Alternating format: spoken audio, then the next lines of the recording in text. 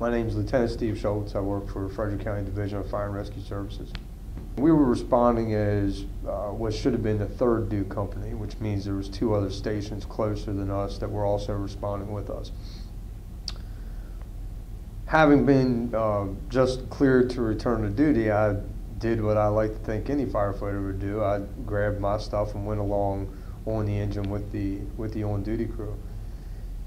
As we drove to the scene, it was a response like any other response. We knew what we were responding for. We knew what our assignment was going to be when we got there. We made small talk in the back of the engine on the way there. We got to a point during our response where, listening to the radio traffic, we realized that other units were not arriving, they were not responding, or they were getting out later than expected. So for us, what that translated into was that we were going to be the first arriving engine at this house fire. We, at that time, made a decision in the cab as to who was going to, which one of us was going to take care of which assignments. Acting Sergeant Wachter and volunteer firefighter Russ Gillespie were going to advance the attack line or pull the attack line off the fire engine. Myself and firefighter, at that time, firefighter Jay Morgan, who's now also a lieutenant, him and I were going to conduct search and rescue or search operations to try to locate the seat of the fire, whatever the case should be once we arrived on the scene. We initially encountered the issue of, as I said earlier, it was a very remote mountainous part of the county. The road that we were traveling on was very narrow, very windy. We managed to get our apparatus up the road, but the driveways, unfortunately, were not very well marked, and we were unable to see the house from our advantage point there in the roadway. Acting Sergeant Wachter and our engine operator, firefighter Brent Horn, they basically made an educated guess as to which driveway it was, and at that point made a decision where we would not lay a larger supply line for our water supply. And that was based on the fact of, at that point, we didn't know how far back the home was down the driveway. There were other units responding, tankers, that their job is to haul water. So the mindset was that we would go without a supply line, allow the next arriving tanker to come down the driveway and supply us with their water. So tactically, strategically, that's a pretty sound decision given those set of circumstances. As we came down the driveway, it was a very, very long, narrow, windy driveway, several hundred feet. In fact, almost 2,000 feet in length. As the house came into view, initially, we really didn't see any evidence of fire. It was a very large, beautiful 2.5-story home. They had this spectacular view looking out over the Middletown Valley from the back of South Mountain. As we got a little closer to the house, we could see what looked like very light-colored smoke coming from what would be the far left-hand side of the house as you're facing the front of the house. And it really didn't look like there was much to it. It looked like that, you know, admittedly, yes, the house was on fire, and, you know, we have very specific ways we conduct business when situations like that. But for us, this really appeared to be a fire that could have been very easily controlled within just a few minutes of our arrival. And for, I think, most of us on the crew that have had years of experience and training, for us this was going to be, I hesitated saying routine because we don't treat any fire as routine, but for us this was going to be quick work. And certainly that was pretty far from the truth, as it turned out. We arrived, and there was actually an officer there from another fire company, who at that point was on the front porch of the house talking to the homeowner, and we were kind of a little confused as to what exactly was going on at that point. Neither the homeowner nor that officer from that other fire company seemed real concerned with the situation.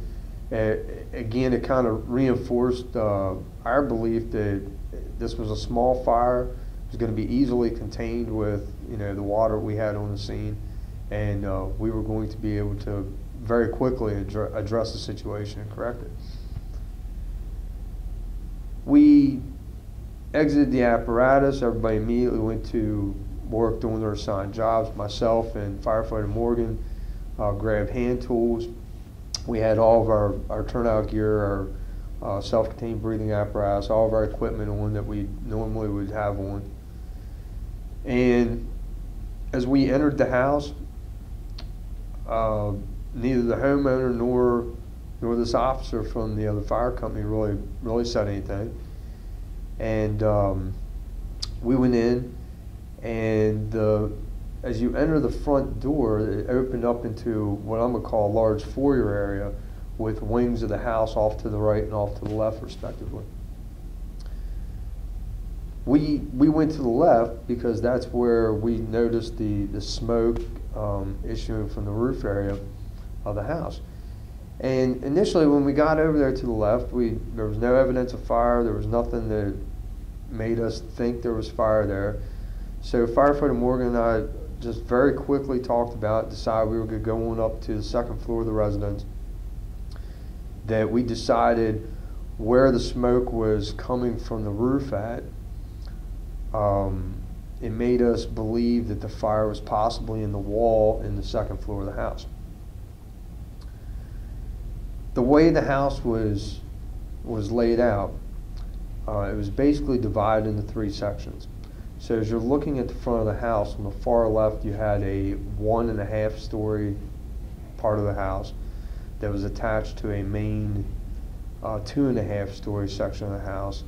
And then on the far right, another 1.5 story part of the house where the garages were.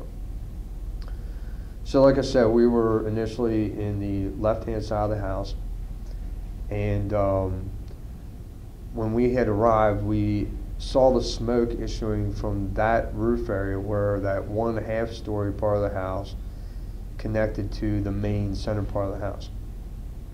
So again, this kind of solidified our belief that the fire was in the wall, and it was located actually above us in the second floor of the house. We went up the steps into the second floor, began searching around looking for fire, and there was no evidence of fire. In fact, our visibility that day in that house when we got up to the second floor was the same as it is right here in this room. And that was troubling at the time, because we knew there was a fire someplace in this house. Not a significant fire, but a fire nonetheless. We searched a couple of rooms. We opened the doors, looked around. There was no evidence of fire. Firefighter Morgan even opened the access hatch or the scuttle to a crawl space above us, above the steps. There's no evidence of fire, no smoke. When we went to the left and on around the hallway there, we came to that room that would have been on the same side of the house that we saw the smoke, and we opened up the door, and indeed we did encounter a slight amount of smoke in that room. What we also found was a large amount of clutter. The homeowners, apparently this had been like a spare bedroom, so they were using it for storage, for everything that a family accumulates over the years. And this room was a fairly big sized bedroom. It was probably 12 feet by 15 feet, maybe a little smaller than that. As you entered the door, there was a window straight ahead, and there was another window off to the far left, which actually would have been the front of the house as you entered the door of the bedroom. But there's boxes and clothing and books and furniture stacked everywhere in this room. And in fact, initially we weren't able to move much more beyond the entryway to the room because of the amount of stuff. So we had to move boxes, and we started stacking stuff on top of other items and other belongings in order to get into the room to start investigating. Firefighter Morgan essentially cleared a path, not much wider than just 2 feet, 3 feet in some places, that went around a bed that was covered with debris over to the far left-hand side of the room. And once he got over there, he opened up the window and started again clearing more items away from the walls and everything, so we had room to work. And as I came in the room, I did the same thing. Once I got to the window, opened up the window, and with those 2 windows open, this immediately cleared out what little bit of smoke was in the room. We had 100% good visibility. We began placing inspection holes in the wall, which are small openings that we basically break in the wall to look for and inspect for fire. And the first couple of holes we put in the wall, we couldn't find any evidence of fire. There was no smoke, no heat, no visible fire or anything. And again, this was very disconcerting at the time because we felt positive that we were right close to where the fire was.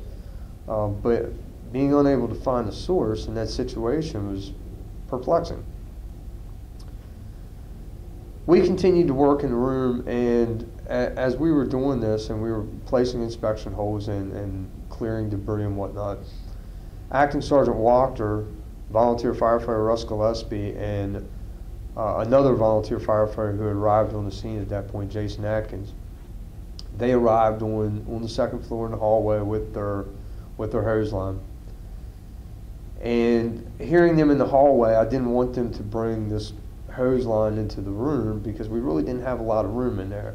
And I didn't want the hose line to be tangled up in this room if we weren't going to need it in this room. So I walked to the doorway and met with Acting Sergeant Wachter. And essentially I told him that, Firefighter Morgan and I had been unable to locate any fire.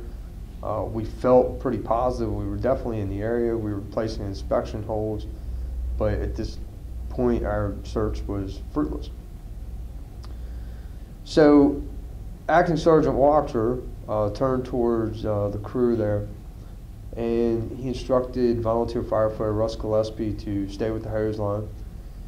He instructed volunteer firefighter Jason Atkins to return to the engine to retrieve a thermal imaging camera. And a thermal imaging camera basically allows us to see heat through walls and in various parts of a structure or a room that the naked eye wouldn't necessarily be able to see. So at that point, once he had issued those instructions, Sergeant Wachter entered the room and began to discuss the situation with myself and Firefighter Morgan. And it was at that point when we had re-entered the room, I noticed out the window where I had been operating that viewing the roof that was actually below us, I could see that some of the shingles were actually beginning to melt, that there was tar running out from underneath the shingles. And I noticed very small flickers of flame issuing out from around some of these shingles. So I immediately relayed this to the crew. We immediately realized that the fire was not in the second floor of the house. It was not in the wall, but it was actually above the ceiling in the part of the house that was below us and off to the left. Firefighter Morgan told Acting Sergeant Wachter that he was going to go downstairs with volunteer firefighter Russ Gillespie, and they would get tools to open the ceiling up on the second floor in order to gain access, and that they would relay to the next arriving engine company to bring their attack line into the first floor in order to suppress that fire. Acting Sergeant Wachter made that decision that the hose line that he and volunteer firefighter Russ Gillespie had brought to the second floor would remain there with us so that we could defend that part of the house if need be, if the fire progressed to that point. So again, tactically strong decisions, sound decision making, And at that point, we all believed that we were still within grasp of suppressing this fire, that this still was not a major fire. We certainly recognized the hazard, we recognized the potential, but unfortunately, our logic and our thinking was kind of diluted on the fact that we truly felt that other units were arriving on the scene or were already on the scene. We had no idea that at this point in the fire, we're still the only unit there. There was a number of things that happened during that response that we had no idea of that played into that. And one of the biggest things that occurred that contributed to this huge delay in other units arriving was what should have been the second arriving engine company. As they came up the road, they came from the same direction we did, and they encountered the same problem. The driveway was not marked. There was no sign with an address. There was no mailbox. They passed the driveway, completely, honest mistake, with their ladder truck and with an engine tanker, and they traveled an additional mile further down the road than they should have. And because this road was so narrow, and because it was so windy, and because the apparatus was so large, as they continued in the direction of travel that they were going into, they essentially, as they rounded a turn, encountered fire apparatus from what should have been the first arriving station. So now the situation was, they immediately recognized the fact that, oh no, we've passed the residence, but there's no place to turn this apparatus around because it's so big. So this caused a situation where they had to back up over a mile with large vehicles on a road that was never intended to have vehicles on it that size to get to the scene. So again, meanwhile, while this is going on, we're back at the scene, we're operating, we're doing our job, we're thinking that other units are there. We still have it in our mind that half hour from now, 40 minutes from now, we're going to be back at the fire station cleaning up. This is going to be over and done with. So Acting Sergeant Walker and I, we remained in the room, and firefighter Morgan and firefighter Gillespie left the second floor to go outside to retrieve tools and converse with what they thought was going to be the second arriving engine. And during this time period, Acting Sergeant Walker and I noticed a couple of things. And the first thing was that over time, as this was unfolding, the smoke in the room would continue to build. And every now and then a breeze would come in the window and it would clear the smoke out. But each time that the smoke reemerged and began building again, the smoke condition was just that much more heavier than the times before. As time went by, the wind began to pick up. It's blowing down the mountain. It's coming in the window on what would have been the left side of that bedroom. And initially this worked to our advantage because it was helping to clear the smoke out of the room. It was doing a great job of ventilating. There's still no visible fire other than what we could see out the window. This still looked like a fairly small fire, a fire that could be easily contained with our resources on the scene. There was no noticeable increase in temperature or heat in the room. Other than the smoke production increasing, we still, at least from my perspective, we were going to handle this. We were going to control this, and we were going to go home.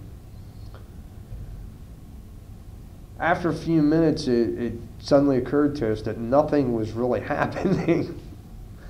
We kept expecting the fire to go out, and we kept expecting to hear people talking on the radio about about the fire going out or doing what they were assigned to do. So Acting Sergeant Walker and I, we started talking about this, and we're starting to get nervous. And that, I can't believe that, what is taking them so long to put this fire out? And we're talking back and forth, and it's like, well, if they don't hurry up, we're gonna have problems. We're gonna do a lot of damage to this poor man's house. So I get back over to the window, and I'm looking at how far up on the outside of the house this roof comes from this lower part of the house. So I duck back in the window, and I'm looking at the wall, and I tell Sergeant Walker that I believe that if we open the wall very low, close to the floor, that we could probably still access this fire and be able to put water on it. So he thinks that's a good idea, and that's what we're going to do. So I have my tool with me, and I start working on this wall in this house, in this bedroom. And Acting Sergeant Walker, he backs out of our little cow path there, and he goes back to the hallway to get the hose line. He brings it in the room. And now the smoke's fairly heavy in the room. We're not zero visibility, but there's a good solid smoke condition in the room. Still not hot. It's still not really any warmer than it had been the whole time. I'm having a lot of trouble opening this wall up, and I have my tool, and I'm stabbing at the wall, and I'm trying to work it around, and I realized that when this house was built, the homeowner, who was also a contractor, he apparently meant business with this, and he had wood paneling on the walls that was actually exterior sheathing that you would use on a shed or on a garage or something like that. So the walls were fairly thick, probably 3/4 of an inch or more, and it proved to be very, very difficult with the tools I had to get it open. I finally managed to break off a little corner of this wall, and I set my tool off to the side in order to get my hand in this broken corner to try to pull the wall open. And the space is very tight because of all this stuff that's stacked in the room. We don't have very much room, and I'm squeezed in between some boxes, and I start yanking on the wall, and as I yanked it open, the room is suddenly filling with huge amounts of smoke, and the heat is, it actually kind of stunned me as the heat started pouring in the room. It was like a wave sweeping over you at the beach. It was that kind of feeling where it was completely engulfing you, and it was flowing over you and around you, and I couldn't believe it. I'm instantly, I can feel my face burning. I can feel, the heat through my gear. Sergeant Walker at this point, he's come in the room, and he's off to my right, and he's in between our little cow path there and the debris, and he has the attack line. I'm telling him that, hey, you need to open this line up, flow water in there or something, and I'm trying to decide how to get out of the way because I have no place to go because of all these boxes and this debris. And all of our training teaches you stay low, stay low, stay low because the heat rises and everything. But my only choice at this point was to climb on top of debris to try to get out of Sergeant Walker's way so he could bring the hose line into play in this opening. Excuse me. So Sergeant Walker gets in a position there where he can face towards the hole, and at this point we have zero visibility. I cannot see Acting Sergeant Walker, and he's only a few feet away from me. I climb up on top of some boxes that are on top of this bed behind me. I'm laying down, and I'm still getting burned. The heat is overwhelming. So I get behind, or I tell Sergeant Walker that, hey, I need to get on the floor. I'm going to have to get behind you, So I have to climb down over these boxes. I climb over top of him. He helps me get down and get to a safe place on the floor, and he turns and says, "Are you okay?" I said, "Yeah, I'm good. You need to open the hose line up." So he asked me if I could see fire in the hole, and I told him no, I couldn't see it, but I could hear it, and it sounds like a freight train off in the distance. You can hear it roaring, and it's just going to town. And I'm in my mind, I'm kind of impressed that the fire has that much force in such a small space, that it's creating that kind of heat and that kind of smoke and that sound. So I'm on the floor behind Acting Sergeant Walker, and we move the line up just a little closer so he has a good vantage point. And when he opens up the nozzle, nothing happens. The hose line basically, a little water sputtered out, and that was it. So he's immediately on the radio, and he calls our engine operator, and tells him, hey, we don't have any pressure on the hose line, you need to charge the line. And he says, well, the line is charged, and I'm flowing it at 160 pounds per square inch, and that's what it's supposed to be flowed at. And well, we realized there's got to be a kink in the line someplace. So we have this feeling that we had a chance to extinguish this fire right there, and we missed it. And we're still thinking that the other units were on the scene. That this fire is going to go out any second now, that this is, there's other units there, there's other firefighters there, and they're working. And this fire is going to go out. So we suddenly realized that it's not going to be us that puts this fire out. So we need to make a decision about what we're going to do here.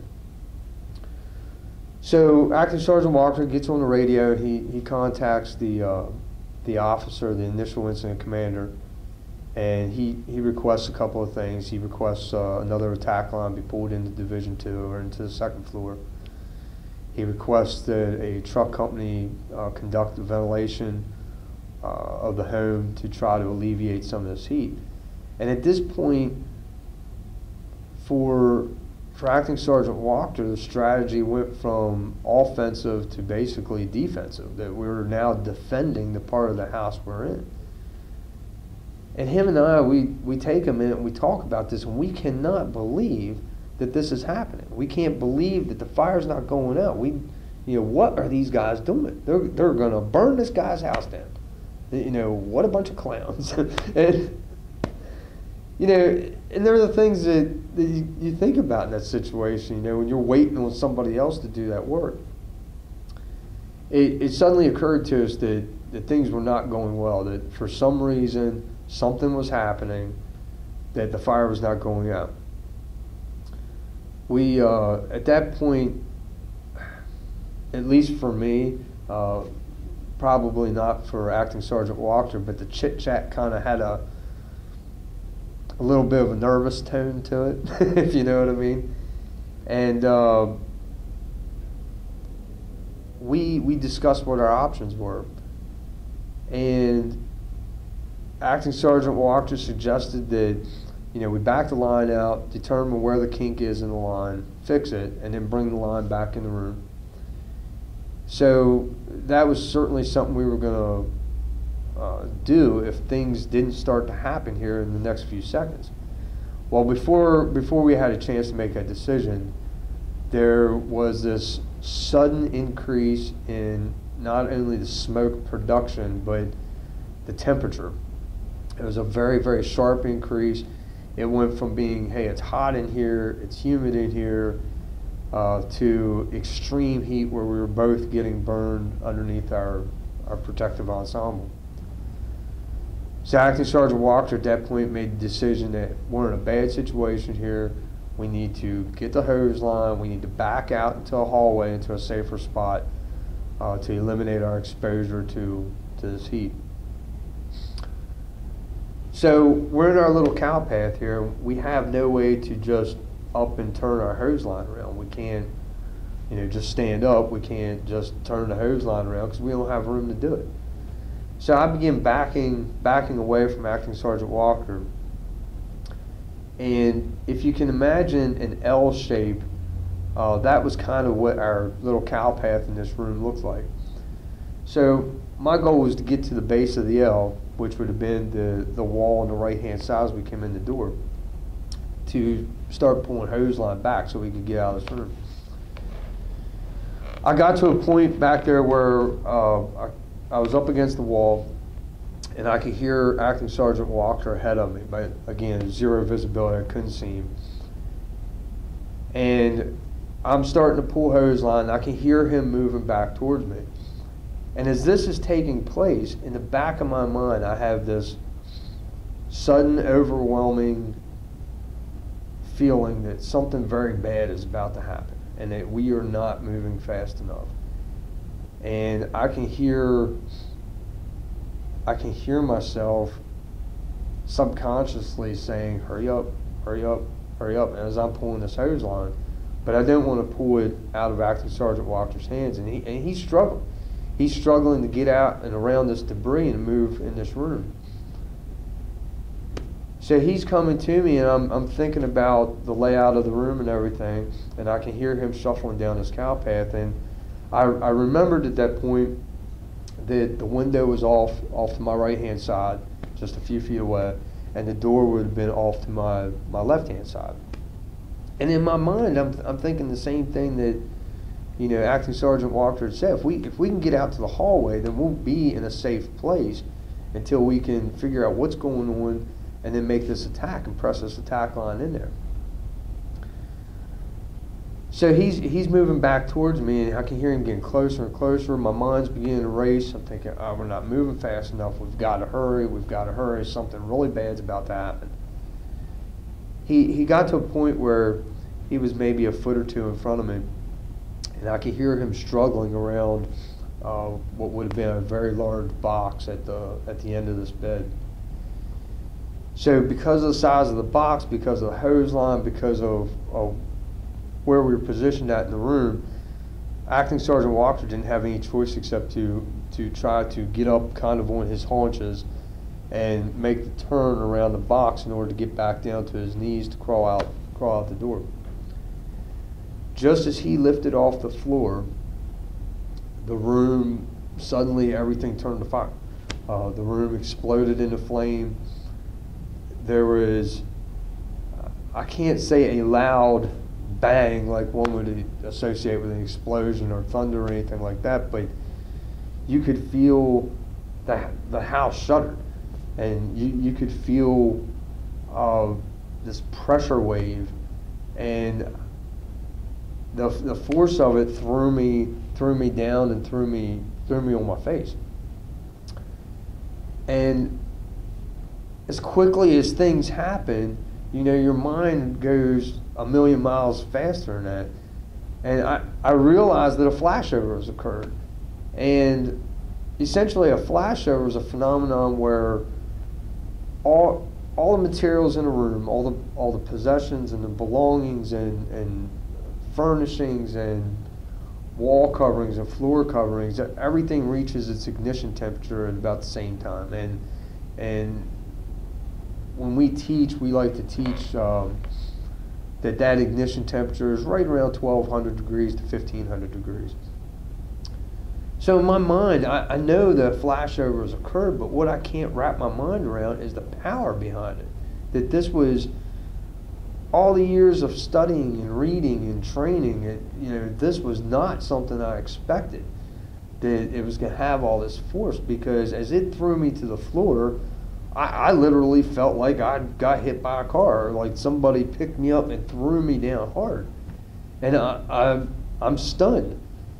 So for a split second, as I'm lifting my head up off the floor, I see that the force of it has also thrown Acting Sergeant Walker off to what would be my left, but for him, face forward as well. Everything around us is on fire. Everything. The air is on fire. The boxes are on fire. The furniture. Acting Sergeant Walker, his turnout gear is on fire, and I'm horrified. I cannot believe that this is happening. I cannot believe that this happened so quickly, and the force behind it. At that point, before I have time to make another decision, my face piece for my self-contained breathing apparatus, my mask, completely goes black as the heat starts to destroy it. I'm panicked. I'm scared, and I'm yelling for Acting Sergeant Walker, and I can hear him moving around off to my left. But now the problem is I can't see anything. I've lost that sense, and it's one thing to be in a smoke-filled environment where you have periods of, okay, I can see a couple of inches and now I can, or different shades of light. But to go from that to absolutely not being able to see beyond the end of your nose, it was disconcerting, to say the least. um, I realized that for some reason I'm not in pain anymore from where I was burned out. I wasn't feeling pain, but I also noticed at that point that I couldn't hear out of my left ear. My self-contained breathing apparatus wasn't working right. I wasn't able to draw air into my face mask like you normally would, and it was making a funny sound. My mind's racing. I'm just, it's everything I can do not to panic. And I'm yelling for Sergeant Walker, and I can hear him, and I'm sure his version of this is probably a little different, but in my mind I'm thinking, wow, he's cool as a cucumber. Didn't even faze him, he's over there, just, he's answering me, and he's, and I don't hear him scurrying around. I don't hear him like in a fit of panic trying to, find his way out. I can hear him, and I can hear him fumbling with something, and I start yelling at him. I'm like, dude, open the hose line up. We're going to die here, we're going to die. And he says, very calmly, he says, the hose line's going. Well, I'm not processing that. I'm thinking, no, the hose line's not going. You're holding it. You have it. And he's like, no, it's going. Well, what he means is it's been destroyed. It's useless to us. What I'm thinking he means is he can't find it. And I'm thinking, how can you not find it? It's right here in front of us. This path is only, 3 feet wide. There's no, there's a lot of places a fire hose can go. So I don't understand why he is not putting water on this fire. Why he, what do you mean the hose line's going? So I tell him, well, you're gonna have to get on the radio and call Mayday. We're in a bad way here. We're trapped. And he again very calmly says, well, the radio's going. I'm like, no, you got the radio. It's in your pocket. And he says, no. He says it's destroyed. It's melted, and I can't process this. I'm thinking, what in the heck is he talking about? And of course, that wasn't the language at the time that I used, but that's what I'm thinking. I don't understand what he means. My mind is not processing information like you normally would if you were sitting around a kitchen table having a cup of coffee. And I'm thinking, well, if we don't do something, we're gonna die. And and as soon as I think that, part of me says, well, hey, let's not be melodramatic here. There's got to be a solution to this.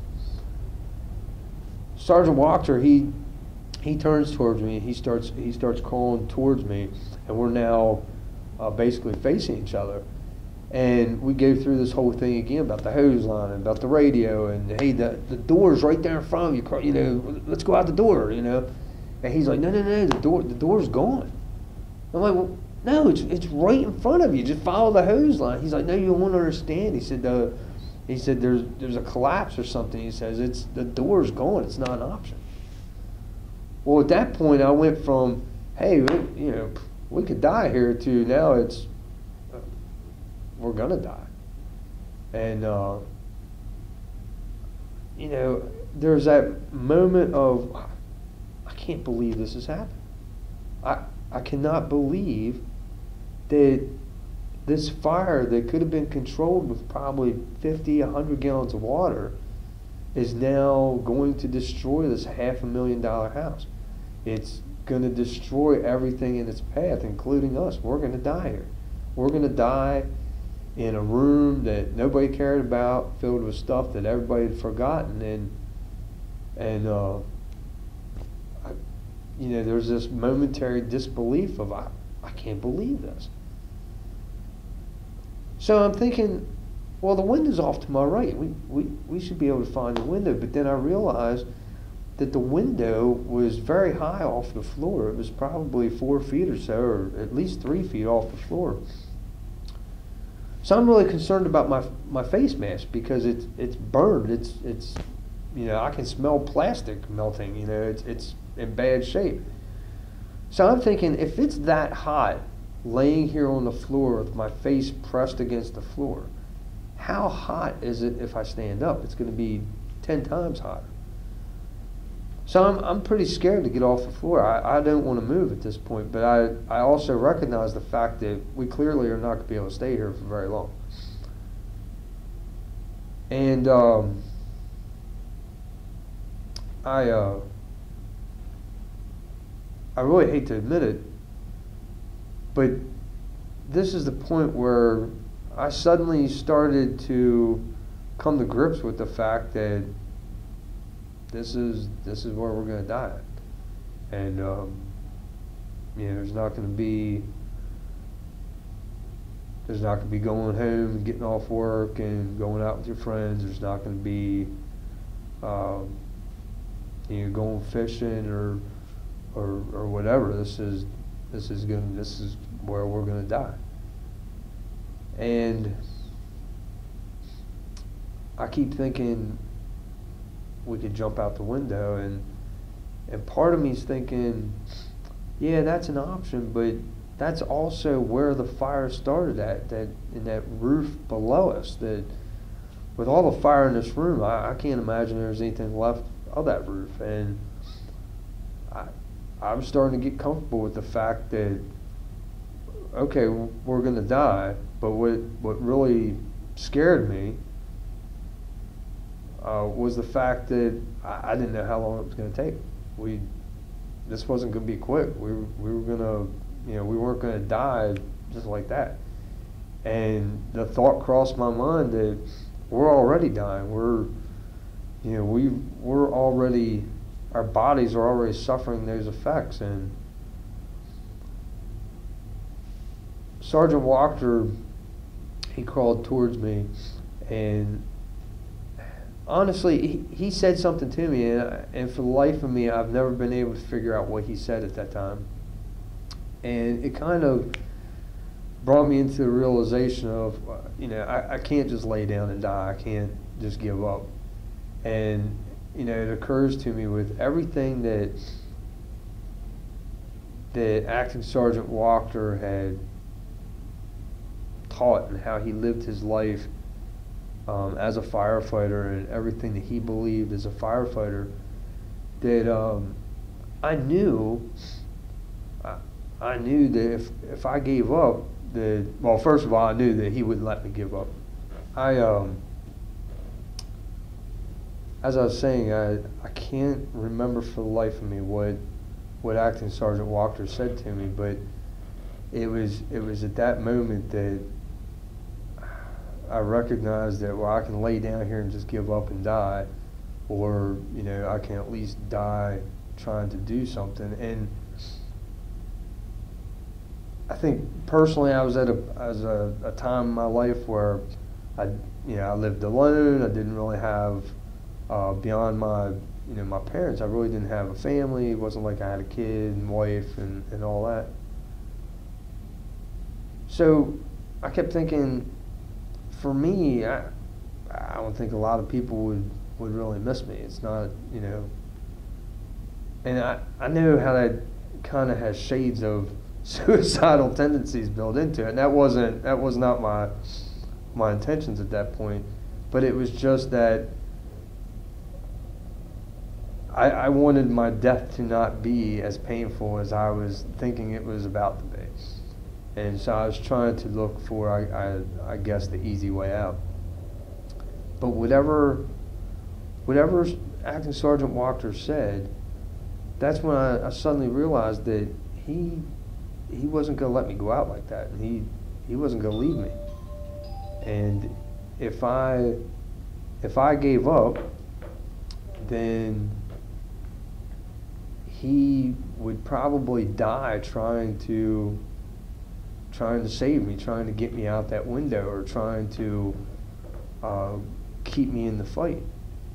And he had a family. He had lots of people that definitely would have missed him, who I was convinced that, again, that he would die trying to save me. And I knew that if I gave up, then he certainly was going to die. And at that point, I couldn't live with that. And, you know, he had been, for me, he had been a great mentor when I got hired by Frederick County, because he'd spent his entire life in the fire service here in Frederick County.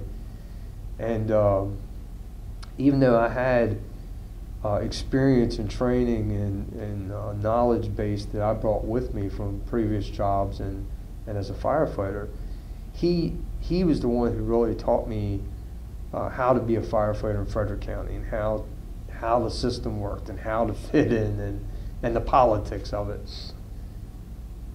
And that's how I knew deep down inside, because of watching him over the years of how he conducted himself and his demeanor and his professionalism, that I knew that if I was selfish and I gave up, that he was going to die right there with me. He was not somebody who's a quitter. He's not somebody who would give up on somebody, and he certainly wasn't going to leave there without me. And that if that meant him dying in the process, and that was going to happen, and like I said, that just, it wasn't good enough for me. So we're facing each other, and I basically imply that, hey, the window's off to the right, and he of course doesn't realize that I can't see anything, because he can't see me through the fire. Excuse me. So for me, the angst of getting up off the floor and trying to find this window is multiplied probably 100 times than it may have been for him. Because I'm thinking I not only have to find it, but I'm going to have to jump out of it. So I'm trying to think, how am I getting out this window? Am I going to be able to get up into the window and get out of it, you know, without causing a big delay and hemming Acting Sergeant Walker up or delaying his exit? So he's kind of he's kind of pushing me in the direction of that window, and I tell him we're gonna have to jump out the window. He agrees. So I turn towards the window, and out of the very corner of my mask, I have a little space where I can just see out of. And it's because of where that space is, I have to kind of lay my head down in order to try to look around. So I'm looking around, and I can't see the window. All I see is fire. And I'm thinking, man, this is not going to work. We're going to die here. I'm going to end up killing Acting Sergeant Walker because he's not going to leave without me. There's no way he's going to go out the window first, and it's going to be this to-do. And I don't know if he yelled go or what the deal was, but as I'm facing the window, I suddenly noticed that the fire seems to have changed directions, and I'm looking towards this wall or the direction of the window, and I'm thinking to myself, that's probably the fire venting out that window. So I decide that I'm just going to get up off the floor, and I'm going to try to run to the window and try to go out at head first. So I'm trying to build my courage up to get off the floor, and Sergeant Walker's saying something off to my left. I'm sure it was probably strong words of encouragement. And so I get up and I take these 3 huge steps towards the window, or where I think the window is. And I completely missed the window and hit the wall next to it. But fortunately, I felt the window frame, so I knew I was close. But I'm panicked. I'm really scared because I'm thinking that this further delay by me is going to cost Acting Sergeant Walker his life. And I can hear him on the floor back here behind me, and he's yelling something, and I can't make it out. I don't understand what he's saying at the time. So I find the window ledge, and I'm basically feeling around for it, and I haul myself up and decide that my best course of action is that I need to get out of the window as quickly as I can. This isn't going to be graceful or pretty. I'm probably going to get hurt, but I need to get out of the window so he can get out. So I haul myself up into the window and basically allow myself to fall forward and out of the window into the roof below. And as I'm going out the window, the thought crosses my mind, geez, I hope the roof's still there. And fortunately it was. I landed kind of on my left side, on my shoulder, side of my face, side of my head, and I kind of fall forward, but immediately the shingles are coming off. The roof is burning. It's really soft. It's not hard and secure like you'd expect, a roof to be. So I know because of the amount of fire and because of the condition of the roof that we do not have very much time before this roof collapses. But I'm scared. I'm panicked. I can't see. I'm having trouble hearing on my left side. I'm having trouble breathing. My mind's not processing information. In my mind, I know I'm on the roof, but I don't know how high up I am. I know I need to jump off the roof. And you'd really be surprised in those situations what thoughts go through your mind, because I'm thinking, well, I can't be that high. I can't be so high that I wouldn't survive another fall. So it was probably from that window to the roof that we landed on was probably about an 8-foot fall maybe. So it wasn't a real big fall, but I don't want to jump off the roof because Acting Sergeant Walker's not out yet. He's still inside. I can hear him, but I can't see him. I can't see what's going on. I can hear him above me. I can hear him in the window, and I can hear him yelling. I'm thinking at first he's yelling for me, and I'm trying to yell up to him, and I'm scared. I'm scared that he's yelling for me to get out of the way, because I'm thinking if that roof moved that much with me falling on it, Acting Sergeant Walker, he's got at least another 75 pounds on me. I'm thinking there's no way this roof's gonna hold the both of us. So I want to get to the edge of the roof and jump, but I don't want to leave him because I know he's not gonna leave me. But I need to make sure he's getting out of this window. I come to the realization that there's no way I can help him. I certainly can't reach the window, and I can't see. So at this point, I keep thinking, well, I'm a liability to this guy. I need to get off this roof. So I moved to, I'm on my hands and knees, and the roof is just a mess. And I'm trying to move to the edge. I can still hear him in the window yelling. And I'm trying to decide what is he yelling about. So I can hear him in the window frame, and he hits the roof off to, well, at that point was off to my right. And when he did, the whole roof kind of shuddered in that direction. And I'm thinking, this is it, we're going to burn to death here. We're going to fall into the first floor and die. So I'm at the edge of the roof, I'm yelling for him, and he starts yelling at me, jump, jump, jump, trying to get me off the roof, because he recognizes that, this roof is not a good place for us to be. So I'm scared to death to jump because I don't know what's beneath me. Is there, a wrought iron fence I'm going to fall onto and impale myself? Is there, maybe there's a set of basement steps down there, and instead of falling 10 feet to the ground, I'm going to fall 20 feet? I'm scared. And, he comes up kind of behind me and to my right, and he's like, jump, you're safe, jump. He said, we got to get off this roof. So at that point, because I trust him, my life is in his hands at that point. So I'm thinking in my mind, okay, I'm okay with that. But you start second guessing everything because you're losing senses. You're losing that ability to hear right and the ability to see.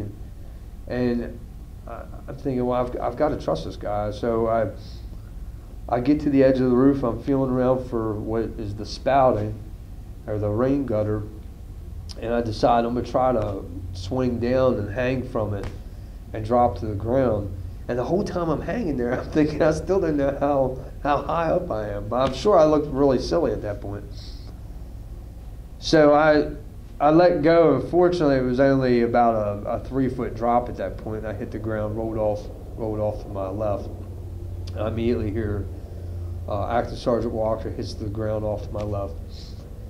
And there's all these people, and they're grabbing and pulling, and you know, I'm flailing around fighting them because I don't want you in my face. I want to, you know, you don't understand what's going on. Just, you know, stop. And they're pulling at me and they're tugging at me, and I have no idea what they're doing. And all these people, there's all this commotion, all these people are talking, and there's yelling, and I'm yelling for Sergeant Walker. You know, Vern, where are you? You know, I need to know that he's okay. I need to know that he's safe. I need to see him. And I can hear him yelling for me. You know, and it's funny how I can pick his voice out of 15 other people who were back there at this point, but I couldn't tell you a single thing that any of those other people said. And I can still hear him yelling for me. And they're having a lot of trouble trying to get my helmet off, my protective equipment off. Excuse me. And at the time, I didn't realize what the trouble is, but basically it's because of the amount of heat damage that straps are missing and they're melted, and there's a significant amount of damage to my equipment. So I essentially rip off my face mask so I can finally see, and I see Acting Sergeant Walker off to my left, and I start crawling over to him. He's trying to take his equipment off, and you know, the first thing I wanted to do is, whew, hey, thank God you were there. You know, thanks for being there for me. You know, we almost died. You know, I'm thinking, whew, this is gonna be a great story tonight over a cold beer. But in my mind, I'm still thinking, wow, I can't believe this has happened. I'm looking around, and this is not the same house that we pulled up to. There's fire everywhere. This house is well involved in fire. There's lots of units are now starting to arrive on the scene. There's just absolute chaos with the people around us. And Acting Sergeant Walker, he turns towards me and he says, "Are you okay?" And I'm like, "Yeah, I guess." And you know, I keep thinking, man, I was in a lot of pain earlier, and now I feel like $1 million. And the next thing out of his mouth was, "Where's Firefighter Atkins at? Where's Jason?" Well, I'm shocked. I don't know where he's at. And that's why I realized the whole rest of the crew's inside. We just jumped out of a window and left 3 other firefighters inside to die. I can't believe it. I can't believe that I was so focused on my own survival that everything else came to a screeching halt. It was me, Acting Sergeant Walker, and this room. The whole rest of the world stopped in my mind. And when he asked me that, I suddenly realized that when he had issued instructions to the other firefighters initially, that he had told volunteer firefighter Jason Atkins to return to the engine, retrieve the thermal imaging camera, and come back to the 2nd floor. And that's exactly what he did. I completely overlooked the fact that he had came to the 2nd floor again. In fact, I didn't even realize he had come back with the thermal imaging camera, and I was so focused on trying to find the fire and doing our job and putting the fire out, I completely forgot about it coming back. Fortunately, Acting Sergeant Walker didn't forget about it. He knew he came back. It was because of the fact that Jason Atkins, firefighter Jason Atkins, was following the directions of Vern Walker that he survived, because otherwise he'd have died too. When he came back to the 2nd floor with the thermal imaging camera, we were still working in the room, and Acting Sergeant Walker backed out to the hallway. And in fact, when he went to get the hose line to bring it in when I was opening the wall up, and he told Jason, "Stay here with thermal imaging camera in case we need it. just, I'll yell for you, but stay right here outside the door. I never knew that took place, and when, of course, after everything happened, we're, now fast forward to we're outside. I got this deer in the headlight look because I can't believe that we just jumped out a window and left some 19-year-old kid in this room to die. I can't believe it. The whole rest of our crew is basically trapped in this house we just jumped out of. And I'm thinking, they're all dead. But they're dead. We're going to go back.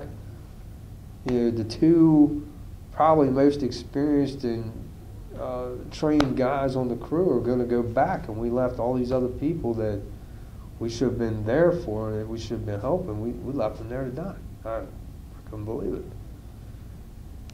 And Sergeant Wachter, he's trying to tell these people that we need to find these other guys.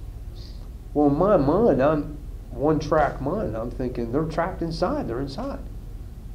So I start yelling at all these people who are around us, and I'm telling them, we need to transmit a mayday. There's guys trapped. The rest of the engine crew's trapped, and everybody and everything is moving in slow motion. There's nothing that's making sense to me. I don't understand why aren't these people listening? Why aren't they doing something? Why are they not trying to save these guys? What are we going to do? I can't leave there on a fire engine knowing that we left people there, that they are dead. They're not coming home with us. So I feel like I can't get anybody to listen to me, and I hear Acting Sergeant Wachter. He's talking to two other officers who are back there, and they're in a pretty intense conversation, but my mind is racing. And at that point, again, fortunately, Acting Sergeant Wachter was able to keep his cool long enough to start making some good questioning happen and start finding out, okay, what is going on? What is the status of everybody? Because he found out much faster than I did that, as it turns out, Firefighter Gillespie and Firefighter Morgan, they were actually on the front porch of the house when this backdraft and flashover occurred. The force of that event actually blew them off of the front porch and out into the front yard. When the event occurred, Firefighter Jason Atkins, who was in the hallway in the second floor with a thermal imaging camera, he was actually blown backwards through the railing above the steps, the banister railing, fell down the steps, and for all intents and purposes was dazed and confused and not able to function under his own power at that point. When the rest of the crew, Firefighter Gillespie and Firefighter Morgan, recognized that, oh crap, things just went really bad, guys are trapped inside, Firefighter Gillespie basically ran in the front door trying to follow our hose line to try to locate us. He comes across Firefighter Jason Atkins. He assists him from the building, and then he eventually came back inside to try to locate us. He was actually forcibly removed by several other firefighters at a point where some of those firefighters had basically written us off on the scene. They felt that we were dead and the situation was fairly hopeless because nobody was going to be alive at that point.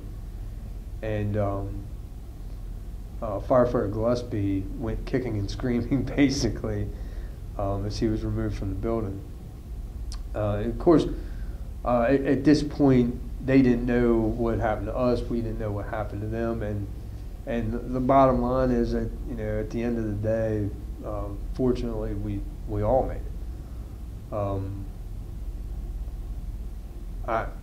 I've told people on numerous occasions that one or two little details of that event, had it been different, had we'd done something this way as opposed to that way, If Acting Sergeant Walker had made this decision as opposed to that decision, we'd be dead. Be dead. I mean, it's just that simple. And I mean, his actions and his tactical decision making certainly saved the lives of our entire crew. And I would even go as far to say he probably saved other people's lives on the incident scene that day too, because his quick decision making and trying to gain information after we were out on where's everybody at, what is the status of everybody, that the reality of that is he probably prevented other people from coming in the building, you know, looking for us, thinking that we were still in their trap. And anybody who'd entered the building at that point looking for us, they at the very least could have been injured very seriously, if not killed. And here today, you know, 10 years after the fact, I can't imagine having to live with the guilt of knowing that people died trying to save us, and we weren't even in the building at the time that, you know, that they came in looking for us. So yeah, Acting Sergeant Walker's actions saved lives that day, saved my life, saved the lives of the rest of the crew.